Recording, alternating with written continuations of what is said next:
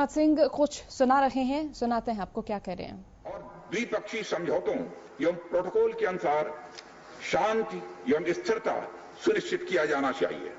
लेकिन सभापति महोदय, इसके बावजूद चीन की गतिविधियों से यह पूरी तरह से स्पष्ट है, उसकी कथनी और उसकी करनी में अंतर है। और इसका प्रमाण है कि जब डिस्कशन चल ही रहे थे, चीन की तरफ से 29 और 30 अगस्त की रात को प्रोवोकेटिव माने उकसाने वाली, भड़काने वाली है सैनिक कार्रवाई की गई, तो चीन की तरफ से की गई, भारत की तरफ से नहीं की गई। जो पेंगोंग लेक के साउथ बैंक एरिया में स्टेटस को बदलने का एक चीन के द्वारा प्रयास किया गया, लेकिन एक बार फिर हमारी आर्म फोर्सेस के द्वारा सभापति महोदय टाइमली व फर्म एक्शंस के कारण उनके प्रयास किसी भी सूरत में सफल नहीं हो पाए।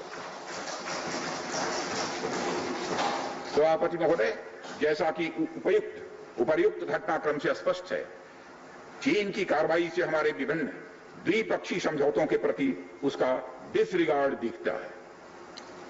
चीन द्वारा ट्रुप्स की भारी मात्रा में तैनाती किया जाना 1993 और 1996 के समझौतों का उल्लंघन है।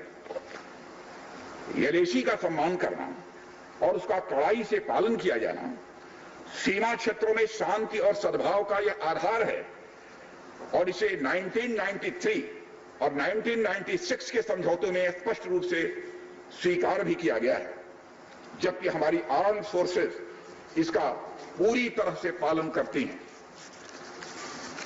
सभापति महोदय, चाइनीज साइड की ओर से ऐसा नहीं हुआ है। उनकी कार्रवाई के कारण एलएसी के आसपास समय समय पर फेस ऑफ और फ्रिक्शंस पैदा हुए हैं। जैसा कि मैंने पहले भी उल्लेख किया, इन समझौतों में फेस ऑफ की स्थिति से निपटने के लिए विस्तृत प्रोसीजर्स और नॉर्म्स भी निर्धारित हैं। तथापि इस वर्ष हाल की घटनाओं में चाइनीज फोर्सेस का वायलेंट कंडक्ट सभी म्यूचुअली एग्रीड नॉर्म्स का यह पूर्णतया उल्लंघन है। सभापति महोदय, अभी की स्थिति के अनुसार चाइनीज साइड ने एलएसी और अपने अंदरूनी क्षेत्रों में बड़ी संख्या में सैनिक टुकड़ियां और गोला बारूद मोबिलाइज किया हुआ है।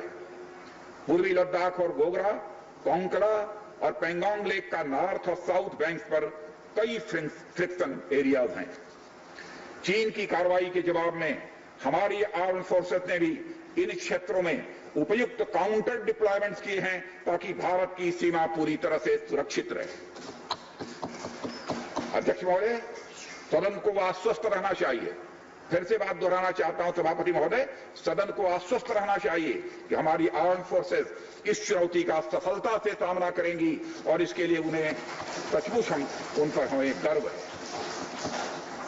अभी जो स्थिति बनी हुई है उसमें संवेदनशील ऑपरेशनल मुद्दे शामिल हैं, सेंसिटिव ऑपरेशनल इश्यूज यह शामिल है। इसलिए मैं इस बारे में ज्यादा ब्यौरे का खुलासा नहीं करना चाहूंगा, और मैं आश्वस्त हूं यह सदन इस संवेदनशीलता को समझेगा। सभापति महोदय, कोविड-19 के चुनौती भरे समय में हमारी आर्म्ड फोर्सेज और आईटीबीपी का तेजी से डिप्लॉयमेंट हुआ है। उनके प्रयासों को एप्रिशिएट किए जाने की जरूरत है, और यह इसलिए भी संभव हुआ है क्योंकि सरकार ने पिछले कुछ वर्षों में बॉर्डर इंफ्रास्ट्रक्चर के विकास को काफी अहमियत दी है। सदन को जानकारी है कि पिछले कई दशकों में चीन ने बड़े पैमाने पर इंफ्रास्ट्रक्चर एक्टिविटी सीमा पर प्रारंभ की है, जिनसे बॉर्डर एरियाज में उनके डिप्लॉयमेंट की क्षमता भी बढ़ी है। इसके जवाब में हमारी सरकार ने भी बॉर्डर इंफ्रास्ट्रक्चर डेवलपमेंट के लिए बजट को बढ़ाया है, जो पहले से लगभग 2 गुना से अधिक है। इसके फलस्वरूप बॉर्डर एरियाज में काफी रोड्स और ब्रिजेस भी बनाए गए हैं। इससे न केवल लोकल पॉपुलेशन को जरूरी कनेक्टिविटी ही मिली है, बल्कि हमारी आर्म्ड फोर्सेस को बेहतर लॉजिस्टिकल सपोर्ट भी मिला है। इसके कारण वे बॉर्डर एरियाज में अधिक अलर्ट रह सकते हैं और जरूरत पड़ने पर बेहतर जवाबी कार्रवाई भी कर सकते हैं। और आने वाले समय में भी सरकार इस उद्देश्य के प्रति पूरी तरह से प्रतिबद्ध रहेगी। देश हित में हमें कितना ही बड़ा और कितना ही कड़ा कदम उठाना पड़े सभापति महोदय, हम पीछे नहीं हटेंगे। माननीय सभापति महोदय, मैं इस बात पर बल देना चाहूंगा कि भारत हमारे बॉर्डर एरियाज में मौजूदा मुद्दों का हल शांतिपूर्ण बातचीत और विचार विमर्श के जरिए किए जाने के प्रति पूरी तरह से प्रतिबद्ध है। इस उद्देश्य से मैं अपने चाइनीज काउंटर पार्ट से 4 सितंबर को मॉस्को में मिला और उनसे हमारी मौजूदा स्थिति के बारे में व्यापक चर्चा भी हुई है। मैंने स्पष्ट तरीके से हमारी चिंताओं को चीनी पक्ष के सामने रखा है, जो उनकी बड़ी संख्या में ट्रूप्स की तैनाती, आक्रामक रवैया और एक तरफा स्टेटस को बदलने की कोशिश से संबंधित था। इन सब सारे मुद्दों को अपने काउंटर पार्ट के सामने हमने रखा है और मैंने 2 टूक शब्दों में यह स्पष्ट किया कि हम इस मुद्दे को शांतिपूर्ण ढंग से हल करना चाहते हैं और हम चाहते हैं कि चीनी पक्ष हमारे साथ मिलकर काम करे।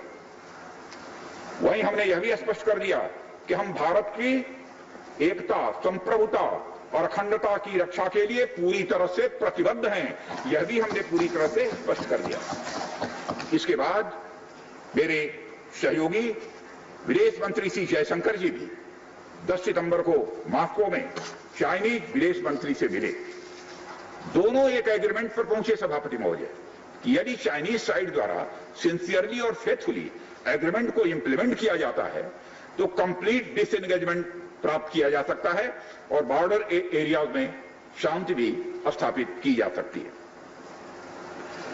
सभापति महोदय, जैसा कि सदस्यों को जानकारी है, बीते समय में भी चीन के साथ हमारे बॉर्डर एरियाज में लंबे स्टैंड ऑफ की स्थिति कई बार बनी है, जिसका शांतिपूर्ण तरीके से समाधान भी किया गया था।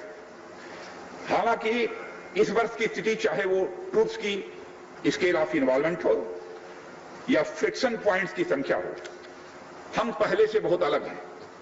फिर भी हम मौजूदा स्थिति के शांतिपूर्ण समाधान के प्रति पूरी तरह से कमिटेड हैं।